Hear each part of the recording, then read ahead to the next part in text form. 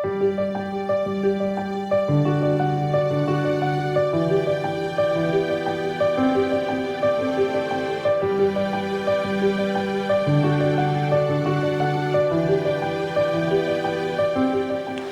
everybody, and welcome to Garden Style. So today I thought I would cover with you some hardy evergreen ferns that you can add to your shade garden right now if you want to, or next spring once you've learned about them. So the first one I wanted to cover with you will be the East Indian holly fern. And look at that. See how pretty and variegated the leaves are there? And I'll flash some larger pictures up there for you so you can see what it looks like when it's fully grown. But these ferns are amazing, as they will kind of hold their space until the following spring after everything else has died back. Things like your hostas, for instance, astilbe, those types of plants that disappear for the winter. But these guys can hold their own and stay there throughout until next spring. So let me tell you a little bit about this guy. This guy will get about 12 to 24 inches high, so about 2 feet, which isn't huge by any means. So they're great in the front or the center of the garden, and they're just a fantastic texture. To me, they remind me of like a house plant, something you would grow indoors. But they definitely prefer to be outside, as they prefer the cooler temperatures. But yeah, what a beautiful fern to add to the shade garden for its texture and a little bit of variegation on top of that. But yeah, this one is called the East Indian holly fern, and they're just amazing. And the next one I want to show you, I'm really excited about, and this one is called, I can get the tag out here, the Crested Hart's Tongue Fern. And you see how the ends of the leaves are kind of really frilly right here. Now there are other Hart's Tongue ferns out there that are kind of like a straight sword type leaf, where this one actually grows up and has this frilliness at the ends, which makes the whole plant appear really textural, adds a lot of texture to it. And again, reminds me of houseplants that we bring inside. But don't get me wrong, these guys are hardy. This one is good down to zone 5 through zone 9. So they do fantastic in colder regions as well. And still hold their own. They'll still hold their leaves and not die back like a lot of the deciduous ferns that you see. But yeah, this is a fun one to experiment with. And again, you know, as you see in the pictures that I've flashed up there, you can get an idea what they look like when they're bigger. But I wanted to introduce that one to you. And then another one that is really pretty, and this is called a fortunei holly, or a fortune holly. And I'm not going to begin to try to pronounce some of the Latin names that go to these. I would just butcher it anyway. So I'm just going to go by the common names, and I'll flash their botanical names down below. And I'll let you see if you can pronounce a lot of the names. Because yeah, I'm terrible at that.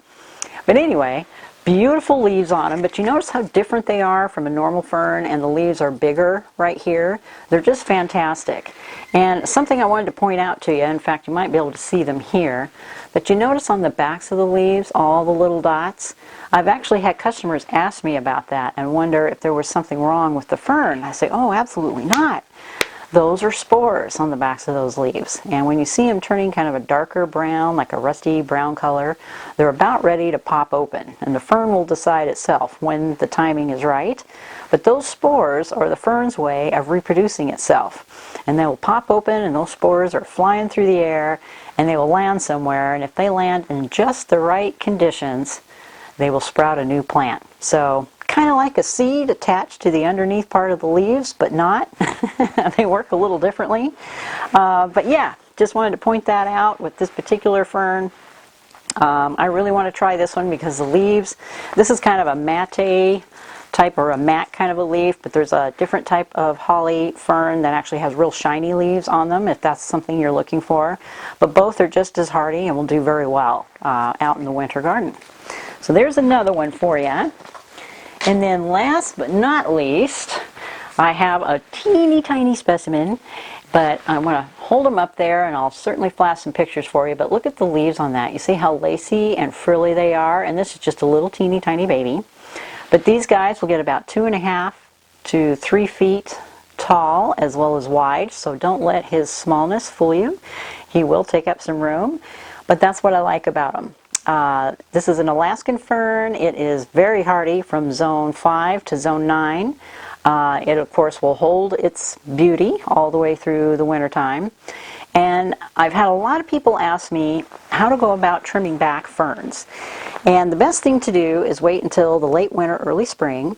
And when they start to unfurl their new leaves, you'll see what they call fiddleheads, just like what you see in the picture there. That's where they get their name from. Those are all brand new fronds that are getting ready to open up. So as soon as you see those starting to activate, which is usually in the very center of the fern, that's your signal to go ahead and cut it back if you feel you need to. Now granted, evergreen ferns, along with a lot of other evergreens, kind of take a beating during the winter time, especially if you get a lot of snow. It may have a tendency to lay them flat. So don't hesitate in the early spring, as soon as you see some active growth happening, to go in there and just grab all those leaves and hack it back down to where you see the new growth. And in about 5 to 6 weeks time, you will see how they just magically start replacing all of their growth, and then they're fresh, they're brand new and gorgeous going into the spring and the summer. So they're super easy to take care of that way. They do prefer more of an acidic soil.